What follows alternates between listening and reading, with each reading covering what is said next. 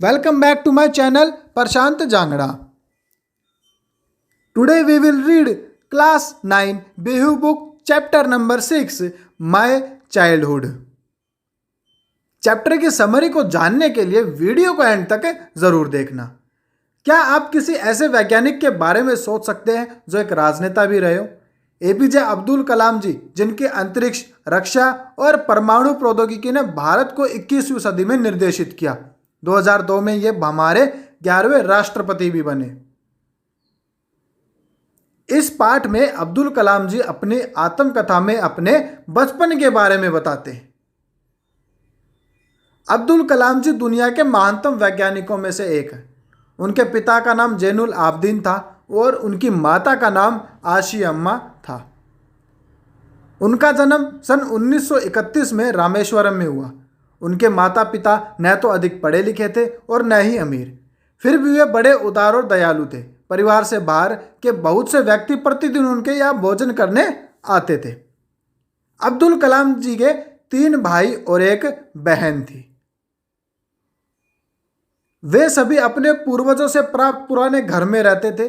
वह बड़ा तथा पक्का मकान था। यह रामेश्वरम की मस्जिद गली में था। अब्दुल कलाम जी 8 वर्ष के ही थे जब सन 1939 में दूसरा विश्व युद्ध छिड़ गया। अचानक इमली के बीजों की मांग बढ़ गई। अब्दुल कलाम जी इन चीजों को इकट्ठा करके बाजार में बेच देते थे। उनका एक चचेरा भाई शमसुद्दीन समाचार पत्रों का वितरक था। उसने अब्दुल कलाम जी को अपने सहायक के रूप में नियुक्त कर लिया। इस प्रकार बालक अब्दुल जी की पहली कमाई हुई। अब्दुल कलाम जी के माता पिता ने उनको काफ़ी प्रभावित किया। उनके कुछ मित्रों और अध्यापकों ने भी उन्हें प्रभावित किया। वे रामेश्वरम प्रारंभिक विद्यालय की 5वीं कक्षा में थे। एक नए अध्यापक कक्षा में आए। अब्दुल जी अपने घनिष्ठ मित्र रामानाथ शास्त्री के साथ प्रथम पंक्ति में बैठे थे। नए अध्यापक एक हिंदू पुजारी के पुत्र का एक मुसलमान लड़के के पास बैठना सहन नहीं कर सके। उन्होंने अब्दुल जी से पीछे की पंक्ति में बैठने के लिए कहा।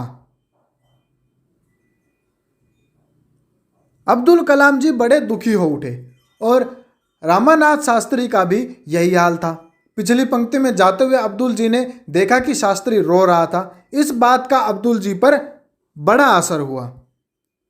बाद में रामानाथ शास्त्री के पिता ने अध्यापक को बुलाया। उसने उसे बच्चों के बीच सामाजिक विभाजन का जहर न फैलाने के लिए कहा। अध्यापक ने इसके लिए माफी मांग ली।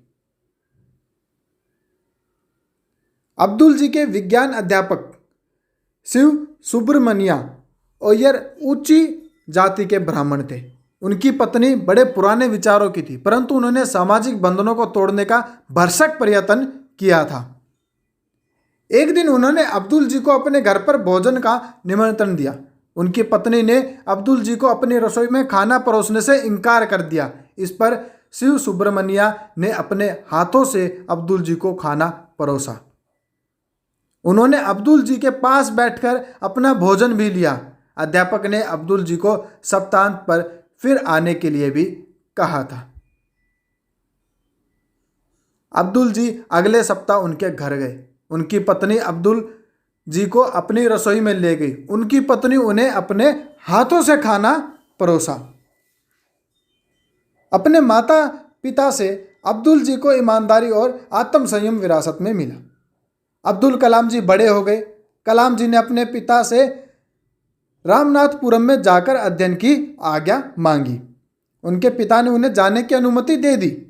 उनके पिताजी ने अपनी पत्नी को सांत्वना दी, जो भावुक हो गई थी। अब्दुल कलाम जी के पिता ने प्रसिद्ध फारसी दार्शनिक खलील जिब्रान का उल्लेख किया। उनके पिता ने उन्हें बताया कि उसके बच्चे उसके नहीं हैं, वे तो जीवन के अपने प्रति इच्छा के पुत्र और पुत्रियां हैं। वे उसके द्वारा आते हैं परंतु उससे नहीं आते। वह उन्हें अपना प्यार दे सकती है परंतु उनके विचार उनके अपने होते हैं। अंत में यही कहना चाहूँगा कि अब्दुल कलाम जी का एक महान विचार है, अगर तुम सूरज की तरह चमकना चाहते हो तो पहले सूरज की तरह जलना सीखो।